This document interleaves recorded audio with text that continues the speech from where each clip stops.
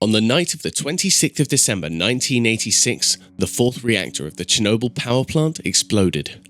The people didn't realize at first how catastrophic an accident had happened, and they didn't know the insane levels of radiation that had been released into the air.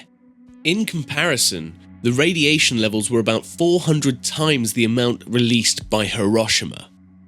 The radioactive cloud spread as far as the United Kingdom, but the most affected zone was obviously the city of Pripyat, which got evacuated after 38 hours, and an exclusion zone with the radius of 30 kilometers was created. Before 1986, this zone was inhabited by about 120,000 people.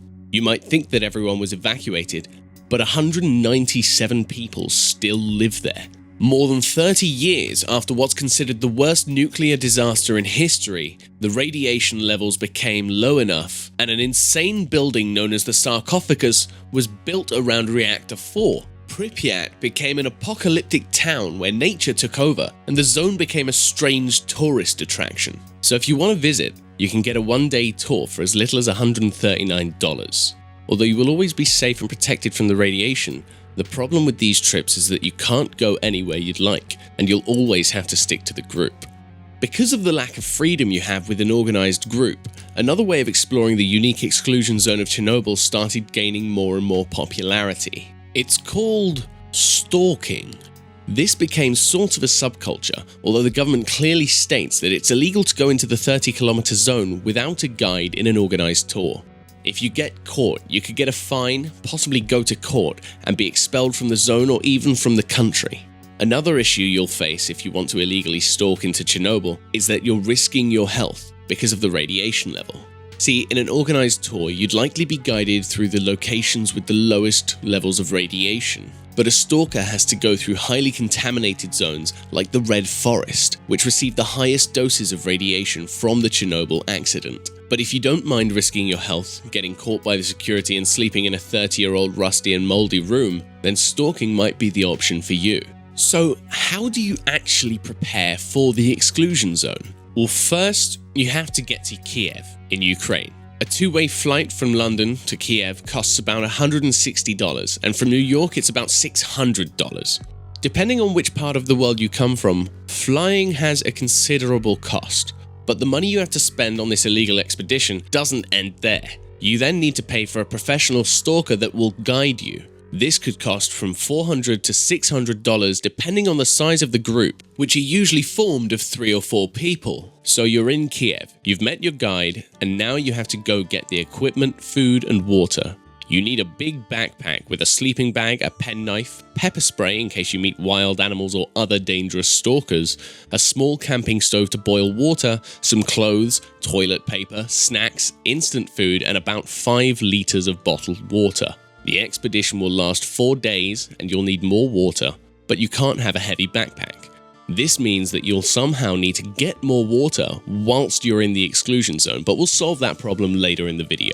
One of the most important pieces of equipment that you'll need is a dosimeter to measure the level of radiation and to try and avoid the highly contaminated areas. Okay, you have everything you need. You take a bus from Kiev to this small village and then you take a taxi, but not a normal taxi, an undercover taxi, because you don't want to draw suspicion to the fact that you want to travel illegally. And from this point on, there are many routes you can choose to try and get to the abandoned city of Pripyat. One rule that's respected by all stalkers is that they never reveal their routes because that might boost the popularity of it, thus resulting in more security patrolling on it. And because I'm not a stalker, these routes aren't very precise. But still, these might be the routes that stalkers choose to take to get to the apocalyptic city. So the taxi left you in this small village and the journey begins. From here, Pripyat is about 30 kilometers, and because you can't walk in a perfectly straight line, the journey feels more like 40 kilometers. At the border of the exclusion zone, there's the first obstacle, which is a fence that surrounds the entire exclusion zone. You can easily get through that as there are gaps made by other stalkers. Then you head through this forest, and after about 10 kilometers, there's the second big obstacle, the river. It's not the deepest, and in the summer you can swim through it, but in the winter you need to find a spot which isn't deep and get across it as fast as you can without getting your clothes wet. As you pass the main road to Pripyat, here you need to be careful not to be seen by the security, because they patrol the road often to look for stalkers. By the time night falls, you're slowly approaching the 10-kilometer zone. You need to find a place to sleep, and the closest abandoned buildings are near the Duga radar. You set up camp in some rusty old building, boil some water, eat some instant food, set up your sleeping bag, and go to sleep. By this point, you're probably pretty exhausted as you've walked about 25 kilometers in one day. The second day comes and you can climb the Duga radar and you head straight for Pripyat, which is 10 kilometers away. As you get closer to the center of the exclusion zone, the radiation levels get higher and higher. For example, in Kiev, the radiation is about 0.12 microsieverts, while in the 10-kilometer zone, it can go up to 2 microsieverts in a normal area. As you get closer to the red forest, the dosimeter can go up to 12 microsieverts per hour. After 3 hours of walking, you reach Pripyat. You set up camp and you start exploring the abandoned city. The Ferris wheel, the hotel, the swimming pool, the school, and the apartment buildings are all places that you have to explore. But there is one last problem you need to solve: water. You only left Kiev with 5 liters of drinking water and you've run out.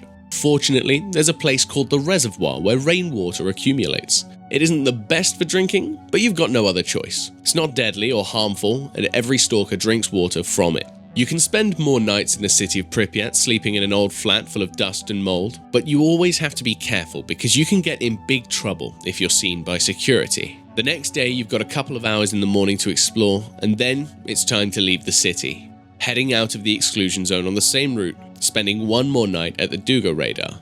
After you exit the zone, you call the taxi, go to the bus, and arrive in Kiev. In total, you've walked well over 100 kilometers, or 131,233 steps. Stalking into the Chernobyl Exclusion Zone might not be the best option for most people, but for the adventurous and for those who just love parkour or just love the feeling of illegal freedom, this might be a go-to option.